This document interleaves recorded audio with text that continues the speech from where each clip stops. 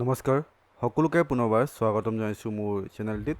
আজিৰ ভিডিঅ'টি এই মাহতে মানে 2025 চনৰ জুলাই মাহতে মিউচুৱেল ট্ৰান্সফাৰ এপ্লিকেশ্যন ষ্টেটাছৰ ওপৰত আধাৰিত। এই ভিডিঅ'টো সেইসকল শিক্ষক উপযুক্ত হ'ব যিসকল ট্ৰান্সফাৰ অৰ্ডাৰৰ আশাৰে অপেক্ষা কৰি আছে। নমস্কাৰ সকলো শিক্ষাগুৰুলৈ আজি এই ভিডিঅ'টিত আদৰণি জনাইছোঁ। আজিৰ ভিডিঅ'টিত আলোচনা কৰিম 2025 চনৰ মিউচুৱেল ট্ৰান্সফাৰৰ বিষয়ে যি টিচাৰ ট্ৰান্সফাৰ মেনেজমেণ্ট ছিষ্টেমৰ জৰিয়তে চলি আছে। বহু শিক্ষক শিক্ষয়িত্ৰীৰ মনত এতিয়া এটা প্ৰশ্ন, মোৰ ট্ৰান্সফাৰ অৰ্ডাৰ কেতিয়া ওলাব? ছিষ্টেমত পেণ্ডিং দেখুৱাই আছে, ইয়াৰ মানে কি? চাওক, এইটো হ'ল এখন ৰিয়েল ছিষ্টেম এপ্লিকেশ্যন ষ্টেটাছৰ স্ক্ৰীনশ্বট। আপোনালোকে দেখিছে টিচাৰ 1, টিচাৰ 2 আৰু DO ফৰৱাৰ্ডেড দেখুৱাইছে। BO, DO, DLC আৰু AA এতিয়াও পেণ্ডিং দেখুৱাইছে। ষ্টেটাছ পেণ্ডিং দেখাই আছে।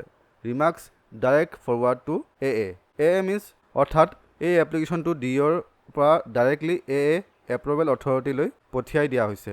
এতিয়া অৰ্ডাৰ জেনেৰেট হ'বলৈ AAৰ এপ্ৰুভেলৰ অপেক্ষাত আছে।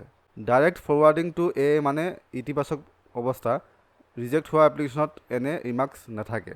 আৰু যিসকলে এতিয়াও একো ষ্টেটাছ শ্ব' নাই হোৱা তেওঁলোকে ভয় খাব নালাগে। যদি আপোনালোকৰ প্ৰপাৰ গোটেইখিনি ঠিক আছে তেতিয়াহ'লে আপোনালোকৰো অতি সোনকালে ষ্টেটাছবোৰ শ্ব' হ'ব।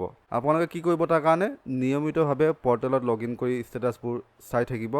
যদি বহুদিন ধৰি একে ষ্টেটাছ থাকে তেন্তে সহানুভূতিভাৱে AA বা DLCৰ সৈতে যোগাযোগ ৰাখিব। অৰ্ডাৰ জেনেৰেট হোৱাৰ পিছত ডাউনলোড ট্ৰান্সফাৰ অৰ্ডাৰ অপশ্যনটো আপোনালোকে ক্লিক কৰি নিজৰ অৰ্ডাৰখন ডাউনলোড কৰি ল'ব পাৰিব। আশা ৰাখিছোঁ আজি ভিডিঅ'টিৰ জৰিয়তে আপোনালোকক মিউচুৱেল ট্ৰান্সফাৰ সন্দৰ্ভত স্পষ্টকৈ বুজাব পাৰিছোঁ। অৰ্ডাৰ যিকোনো সময়ত আহিব পাৰে, সেয়েহে চেনেলটি ছাবস্ক্ৰাইব কৰি লওক আৰু বেল আইকনটিও প্ৰেছ কৰি লওক যাতে নতুন আপডেট আহিলে আপোনালোকে পাই যায়। যদি আপোনালোকৰ ষ্টেটাছ পেণ্ডিং বা ফৰৱাৰ্ডেড আছে কমেণ্ট কৰি জনাব। ধন্যবাদ। জয় আই অসম, জয় হিন্দ।